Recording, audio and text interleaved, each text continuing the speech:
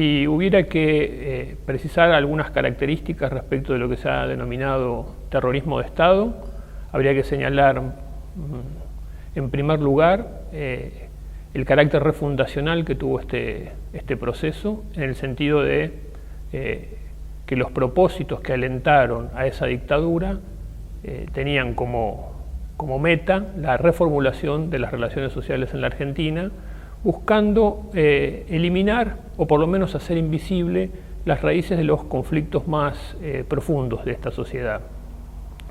Para ello, y como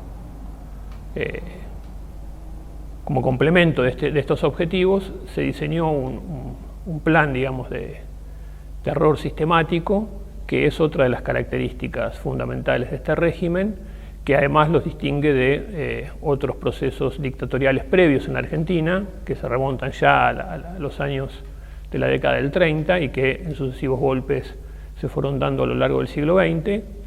Este terror sistemático se desplegó a través de un sistema de lo que Pilar Calveiro llama dispositivo concentracionario, es decir, un modo represivo que colocó a la detención, a la tortura y finalmente a la desaparición de los opositores políticos como el elemento clave de la política represiva en la búsqueda del disciplinamiento de esa sociedad y a la vez, a través de ese disciplinamiento, la reformulación de esos lazos sociales preexistentes y de su reemplazo por otros nuevos, ¿no?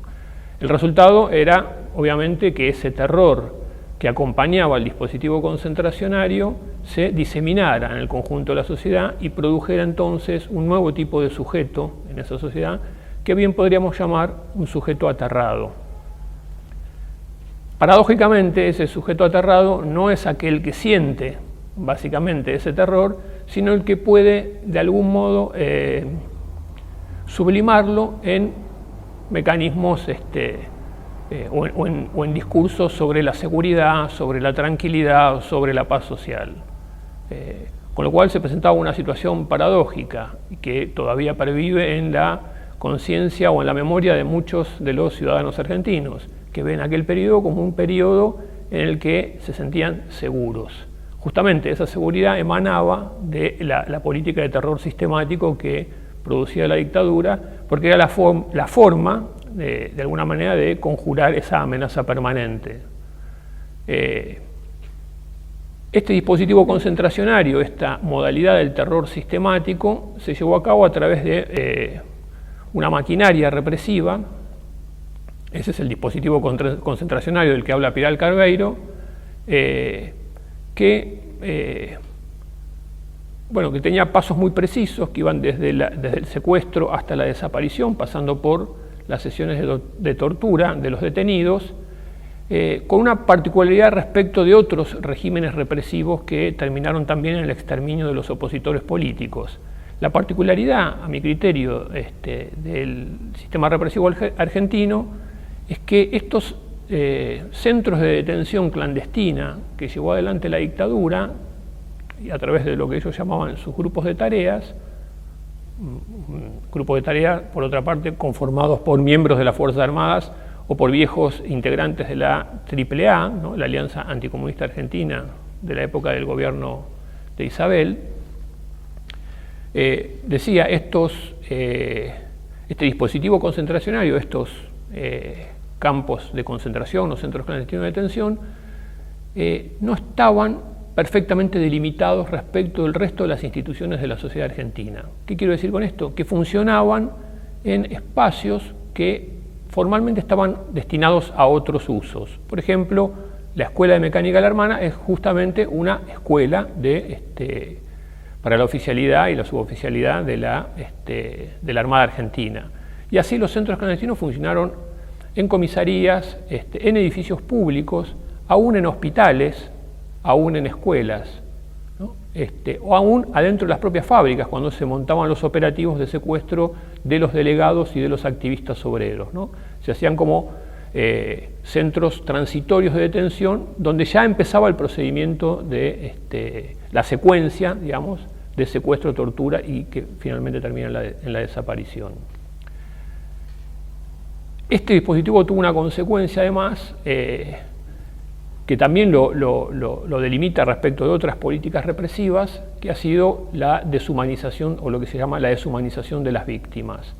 ¿En qué sentido? En el sentido en que todo el proceso represivo, desde el inicio hasta el final, está de alguna manera matrizado por la objetivación del opositor político, por su deshumanización, por su dessubjetivación extrema, al punto que, como decían muchos represores dentro de los propios centros clandestinos, ellos eran a partir de ese momento los dueños no solo de la vida de los detenidos, sino también de la muerte, su propia muerte. De hecho, surge entonces esta nueva terminología jurídico-política, que es la del detenido desaparecido. Los desaparecidos implican, como dice Héctor Schmuckler, el carácter de crimen ontológico de la última dictadura argentina, ¿no? Y ahí también reside entonces esta diferencia entre este proceso de terror, que justamente por eso ha acuñado un término nuevo respecto de dictaduras anteriores, ¿no? Para dar de alguna manera cuenta del salto cualitativo en términos represivos que representó la dictadura del 76 respecto de las precedentes, ¿no? El propio nombre de terrorismo de Estado, que ha suscitado un montón de polémicas acerca de si es el término más adecuado, es bueno, digamos, que se discuta acerca de la pertinencia de un término para caracterizar o para tratar de abarcar un evento de estas magnitudes.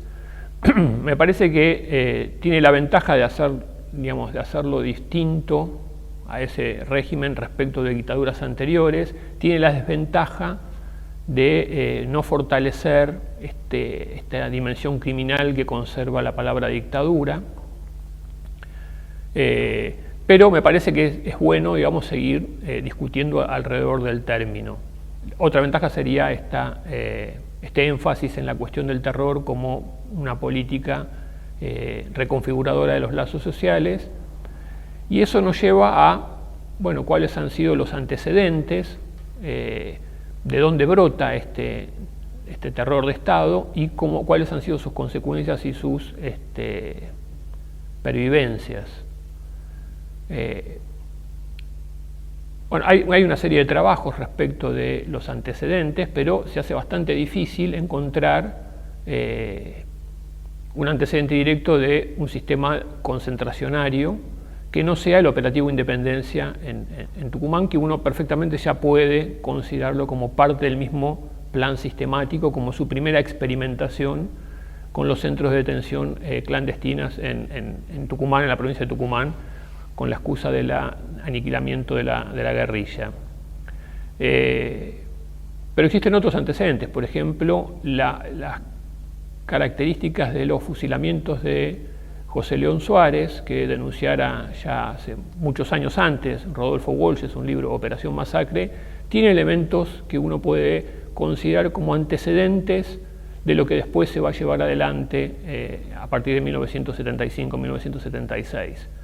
Otro antecedente podría también, para tener en cuenta, podría ser los fusilamientos en la base Almirante Sarre en Trelew, cuando los guerrilleros fugados de la cárcel de Rawson se rinden, y en la madrugada del 22 de agosto son fusilados de modo clandestino, ilegal, etc., en una base, ya no en un basural, no en un lugar apartado, sino en una base, o sea, en una institución de las Fuerzas Armadas, de caso de la Armada. Los acontecimientos de Trelew se produjeron en 1972, el 22 de agosto de 1972, ya sobre el final de la dictadura que había arrancado en 1966 con el golpe de Onganía Ilia.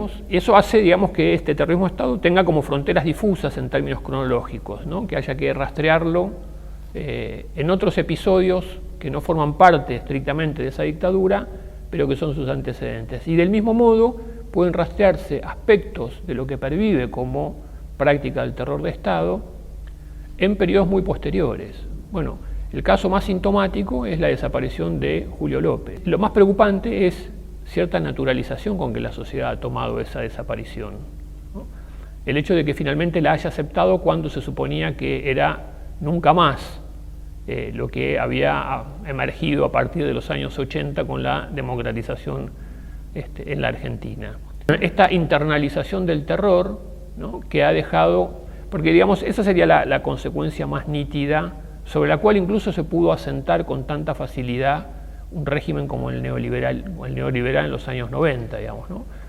Lo que provoca el impacto de la represión sistemática del terrorismo de Estado es la atomización de la sociedad. Los lazos sociales comunitarios que existían, buenos y malos, como fuere, construían eso, pequeñas o grandes comunidades. La dictadura atomiza eso y deja todos individuos aislados, ¿no?, enfrentados unos con otros. Como decía Hannah Arendt, la precondición de todo régimen tiránico es el aislamiento de cada uno de los individuos, porque justamente seres aislados carecen de poder, por definición. El poder sería una potencia que surge de la cooperación. Ese es el hombre aterrado. No es alguien que se sabe aterrado, sino alguien que se cree seguro y con autoridad y desprecio respecto de sus semejantes, ¿no? Y esa es una consecuencia que creo que incluso supera los años 90, ¿no? Todavía pervive.